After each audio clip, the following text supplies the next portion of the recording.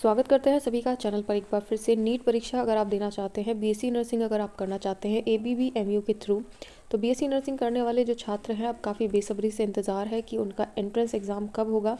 तो tentative date schedule तो आ ही चुका है, आपके एप्लीकेशन फॉर्म आने की देरी है। तो सबसे पहले तो बात करेंगे बीएससी नर्सिंग प्रवेश परीक्षा 2024 के लिए आपको पढ़ाई किस तरीके से करनी है, किस तरीके से आपको तैयारी कर लेनी है, कितने मार्क्स आपके लिए सिलेक्शन के लिए ज़रूरी हैं, तो आपको क्या तरीका है, किस तरीके से आपको पढ़ना होगा, कौन सा तरीका आपके लिए कारगर होगा जो कि आपको बीएससी नर्सिंग में दाखिला या फिर आपका एडमिशन दिलाएगा। तो नीट के लिए आप सभी को पता है फॉर्म्स आ ही चुके हैं और लास्ट डेट भी आपकी बहुत ही जल्द समाप्त होने वाली है। तो जाकर के ऑफिशियल वेबसाइट पर अगर नीट की परीक्षा देना चाहते हैं तो फॉर्म भी ज़रूर भर दें। और कौन कौन सी बुक्स हैं जो आपके लिए ज़रूरी हैं बीएससी नर्सिंग और नीट के लिए, दोनों के लिए ही अगर आप परचेज़ करते हैं तो आपको ये बुक्स अपने लिए ज़रूर परचेज़ करनी चाहिए। तो चलिए बात करते हैं बीएससी नर्सिंग और नीट दोनों के लिए कौन कौन सी बुक आपके लिए ठीक रहेंगी। तो चलिए स्टार्ट कर लेते हैं वीडियो। अगर आप नए हैं तो चैनल को जल्दी से सब्सक्राइब करके बेल आइकन प्रेस कर दें। टेलीग्राम इंस्टाग्राम चाहते हैं तो वो भी ज्वाइन करके ज़रूर रखें। तो चलिए बात करते हैं अपने नीट के लिए और अपनी बीएससी नर्सिंग के लिए। ठीक है, दोनों के लिए ही बुक आप अगर परचेज़ करते हैं तो दोनों ही बुक यहाँ पर काम कर जाएंगी। तो जैसे कि नीट के लिए आपके फॉर्म आप सभी को पता है अभी भी भरे जा रहे हैं, तो फॉर्म भर सकते हैं लास्ट डेट होने से पहले।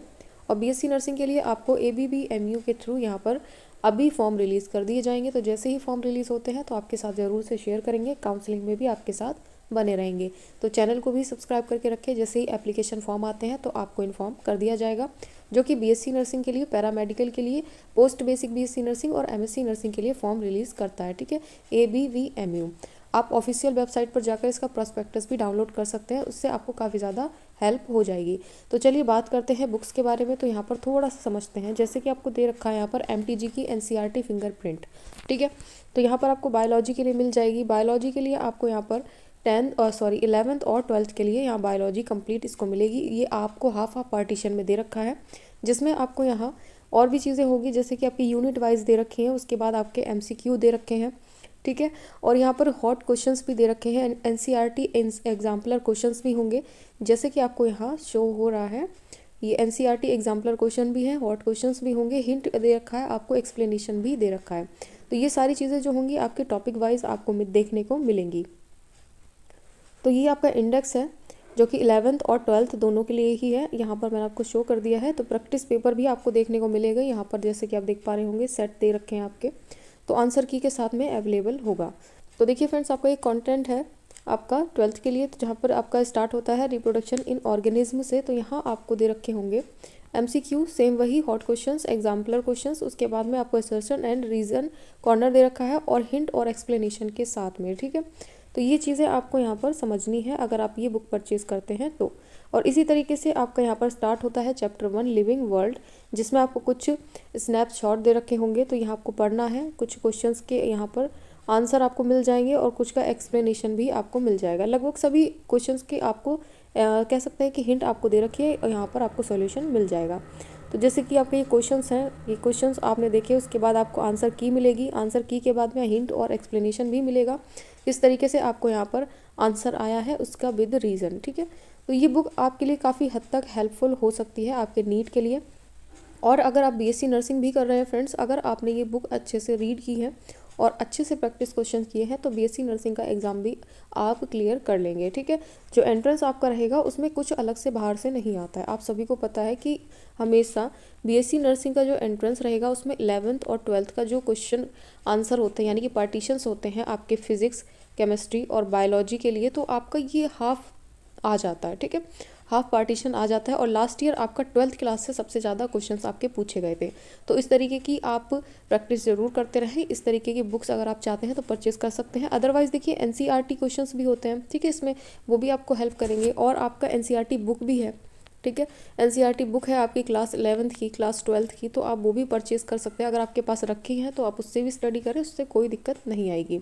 तो चलिए और बात करते हैं अपने यहाँ पर एमटीजी की। और यहाँ पर टॉपिक वाइज सॉल्यूशन दे रखा है, चैप्टर वाइज है। तो यहाँ पर इसको क्या है कि ये एमटीजी की बुक है आपके बायोलॉजी के लिए, तो ये अलग से है, इसमें सिर्फ और सिर्फ आपको क्वेश्चन देखने को मिलेगा। ठीक है, अगर आप फिंगरप्रिंट खरीदते हैं तो उसमें आपको थोड़ा और मटेरियल मिल जाता है, बट इसमें आपको सिर्फ क्वेश्चन और आंसर मिलेंगे आपके टॉपिक वाइज, और उसके बाद में आपको सॉल्यूशन भी मिलेगा। ठीक है, तो ये थोड़ा प्राइस में कम मिलेगी, और अगर आपको फिंगरप्रिंट लेना है तो वो आपको प्राइस में थोड़ा हाई देखने को मिलेगी। ठीक है, ये भी मैं आपको बता देती हूँ ताकि आपको क्लियर रहे। तो चलिए, अभी ये रहा बायोलॉजी के लिए। उसी तरीके से आपका यहाँ पर फिजिक्स के लिए भी आएगा, जैसे कि यहाँ पर देख सकते हैं लिविंग वर्ल्ड के लिए। तो ये आपका डायरेक्टली क्वेश्चन स्टार्ट हो गया। स्टार्ट होने के बाद में आपका यहाँ पर सॉल्यूशन आ जाएगा। इस तरीके से सॉल्यूशन दे रखा है और आपका ये हिंट दे रखा है। ठीक है, तो यहाँ पर आपको दिख रहा होगा, इसी तरीके से आपका आएगा। उसके बाद देखें, चलिए और देखते हैं यहाँ पर, जैसे कि फिजिक्स है, फिजिक्स में सेम रहेगा आपका 11th और 12th का पार्टीशन रहेगा, और केमिस्ट्री में भी इसी तरीके से रहने वाला है। अगर आप चाहते हैं कि आपकी यहाँ पर स्टडी अच्छी रहे तो आपको सबसे पहले तो ये बुक्स को ही क्लियर करना होगा। जैसे कि बायोलॉजी की बुक है, ठीक है, आपकी फिजिक्स की बुक होगी एनसीईआरटी की, और केमिस्ट्री की बुक होगी एमसीईआरटी की। ठीक है, तो ये रही आपकी बुक्स जो कि आपको स्टडी करनी है बीएससी नर्सिंग और नीट के लिए। दोनों के लिए ये दोनों सफिशिएंट हैं बुक, जो मैंने आपको बुक्स दिखाई हैं। अगर आप इससे पढ़ते हैं तो आपका डेफिनेटली क्लियर होने के चांसेस हैं। अब देखिए, बीएससी नर्सिंग की बात करते हैं सिलेबस की, जो कि मैं काफ़ी बार आपको एक्सप्लेन कर चुकी हूँ, तो एक बार और एक्सप्लेन करना चाहूँगी। तो चलिए स्टार्ट करते हैं अपना। यहाँ पर सिलेबस क्या रहेगा वो भी एक बार चेक कर लेते हैं।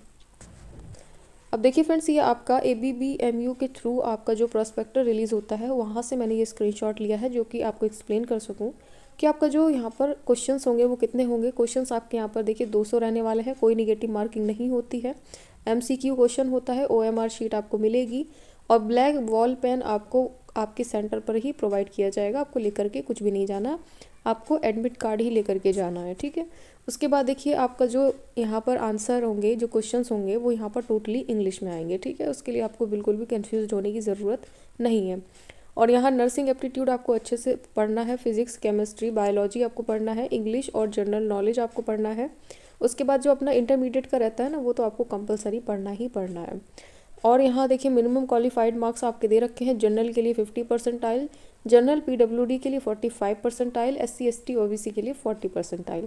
अब ये हैं आपके जो मार्क्स, इसमें आपको कंफ्यूज नहीं होना, क्योंकि ये आपको सिर्फ और सिर्फ बताते हैं कि आप क्वालिफाइड हैं काउंसलिंग के लिए। अगर आपके इतने मार्क्स हैं, इतने परसेंटाइल हैं, तो आप काउंसलिंग करवा सकते हैं, बट आपको इतने परसेंटाइल में आपको कॉलेज मिलना बहुत ही मुश्किल है।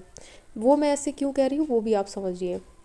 लास्ट ईयर जब आपका एंट्रेंस हुआ था, तो एंट्रेंस में जब आपने क्वालिफाइड कर लिया, कुछ लोग क्वालिफाइड थे काउंसलिंग के लिए, कुछ लोग क्वालिफाइड काउंसलिंग के लिए नहीं थे।